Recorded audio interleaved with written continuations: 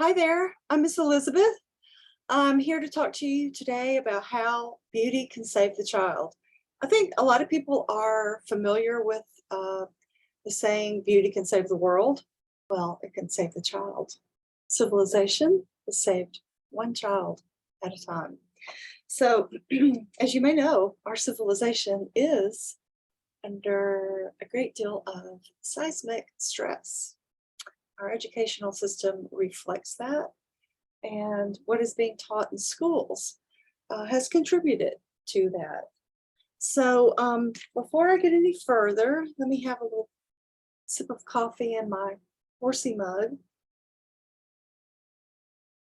We live in horse country. You go to a restaurant around here, and at the bar, they're going to have golf on one television and horse racing on the other. And we love it. We love to see the ponies. So please like this video, subscribe to it, and share it if you feel led to. There's also links to my website, which is elizabethsatelier.com. I'm going to start adding links at the bottom too, and I'm also going to try to use my fabulous document camera, which is given to me by a dear friend named Natalie. Thank you, Natalie. So let's see. So we live in an unprecedented time of coarseness and ugliness, despite all the filters, despite the slickness, despite, all the design sophistication that you can find on Instagram. But we live in this ugly world because of the poverty of ideas, and it's because the tried and true ideas have been rejected. So, unfortunately, this ugliness pervades our life 24/7 because we have these smartphones, so-called smartphones. So, sadly, public and even private school curricula do not go beyond graphic organizers, making posters, and creating portfolios, because these really are prominent in our education system to disguise abysmal literacy rates. I'm here to tell you that's a real thing. High schools, where the average reading level is 6th grade, that's what we call abysmal, boys and girls. It's not good. So, and this includes the much touted International Baccalaureate program, which has beauty as a global issue, but more on that later. So, as I say, education is an art. I encourage parents to look far and wide to find the model and the curricula that fits their beliefs and hopes for their children's futures. Right now, nobody knows what the future holds. In my opinion, the best response is to liberally, in the classical sense, educate your child and use the tried and true books and curricula that have stood the test of time for 2,500 years, starting in ancient Greece, y'all. That's where it all started. So, many sensitive and educated, thoughtful parents start out with the beautiful ideas of, say, Charlotte Mason, which it's a great curriculum, or Montessori, or hybrid systems, that encourage children to learn from nature. And I really love that, learning from nature, because there's a great deal of beauty in nature, and there's something called naturopathy that is healing. It's absolutely healing. But in the race to teach to state tests, and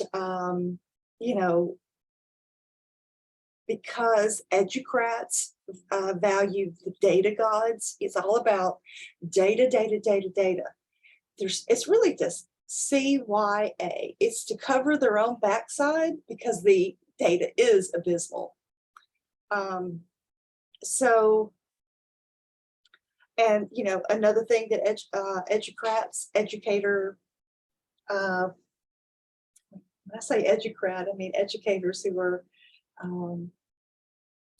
technocrats, really. You know, they're all about the research-based approaches, and they want factory-like efficiency, because that's what these big schools are about. I mean, you know, efficiency never educated anyone. You know, sitting in a classroom, divorced from nature for 8 hours, you know, moving to 6 or 7 different places over a massive, different classes over a massive school. It's just mind numbing. It's basically soul killing, and it stifles creativity. So to know what is beautiful is to spend a lot of time studying it. As I said before, when I got to college and started studying art history, it was a revelation. It just changed my life. It changed my life because I realized I was visual and I craved the beauty. And, you know, writing about it, comparing, you know, 2 different works of art and describing it, you know, and seeing all the symbols, the color, you know, the line, the form, what else? The iconography, you know, what symbols mean in art. You know, when someone holds an apple in their hand, what does that mean? Color, texture, form, you know, what the medium is. I mean, I came to really love Romanesque sculpture. I just loved it. In fact, I went on a pilgrimage to Santiago de Compostela in northern Spain. I started in Roncesvalles, which is in the Pyrenees, and it was the whole way on El Camino, the way, which is a mini course in Christianity, actually, because all the art was Christian. And to see all this Renaissance, this Romanesque sculpture that I had studied in art history, it was just amazing. Walking through fields of sunflowers, it was a great trip. So one thing is if you want to know what beauty is, then you have to spend a lot of time studying it to know what it is. And there's a great story about the Canadian Mounties, you know, and how they learned to spot counterfeit money. They don't study the counterfeit money, they study the real thing. So I'm here to say, you and your kids, your children, study the real thing. So I know that when I survey the AP art history courses for high school students and compare that to the content that I studied, I'm not going to say how many decades ago, what I see is the Western civilization canon of monumental art and architecture and sculpture and mosaics and paintings. All of that is reduced to a tiny fraction in order to accommodate every ultra minor, you know, civilization across the face of the earth. So it's incomprehensible to study world art history that way, because it's all so different. And it is in an attempt to dilute the signal contributions of Western civilization. Don't take my word for it. You can Google, you know, and find out for yourself what academia thinks about Western civilization. It's not hard. So, I inadvertently chose to be classically educated myself by the kinds of things that I chose to study in college and in graduate school. And I'm ever grateful that I had the freedom to do that. But I ended up being classically educated. And the point is that we want our children to become engaged and learn about things that they want to learn about.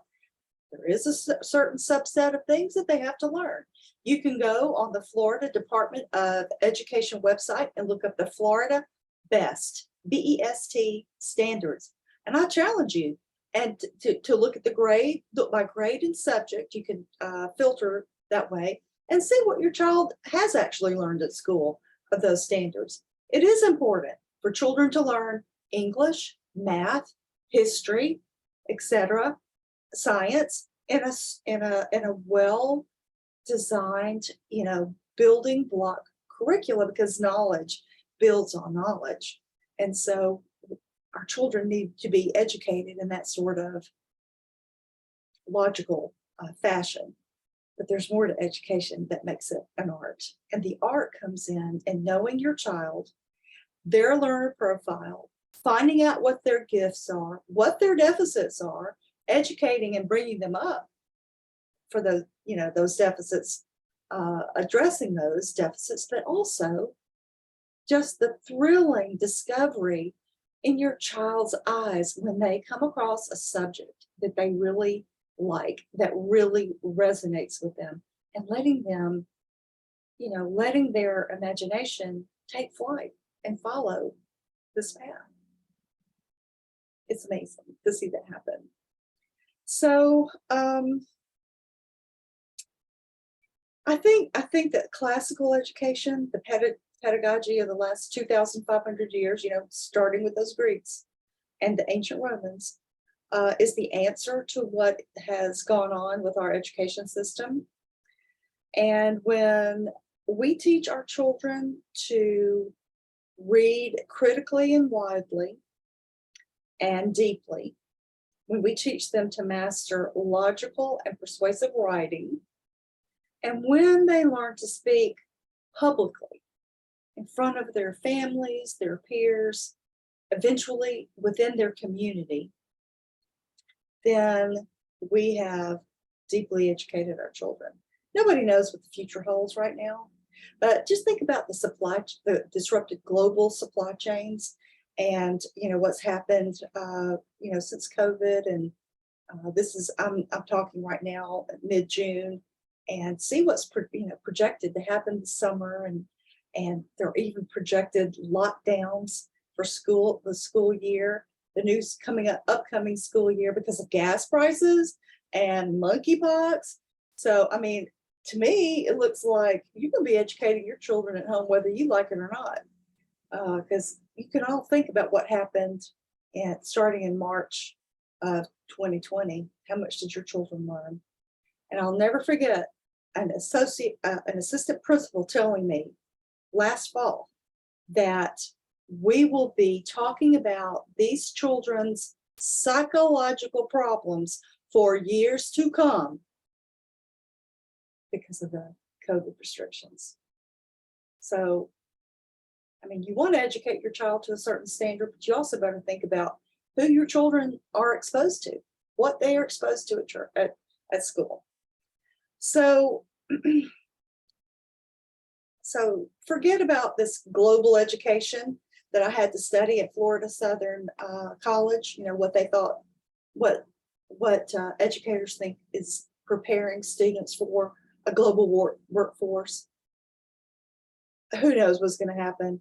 But think about substituting that kind of stuff with the great ideas found in the great books.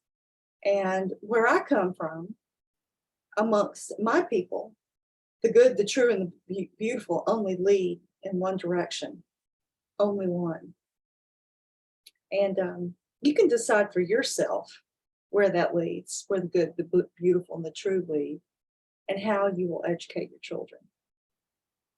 I'm happy to consult for free with any of you about this. And just watch the news and start Googling homeschool curriculum. Start Googling, what you want your children to learn. What educational theory you think fits you and your family. Because that's the beauty of homeschooling.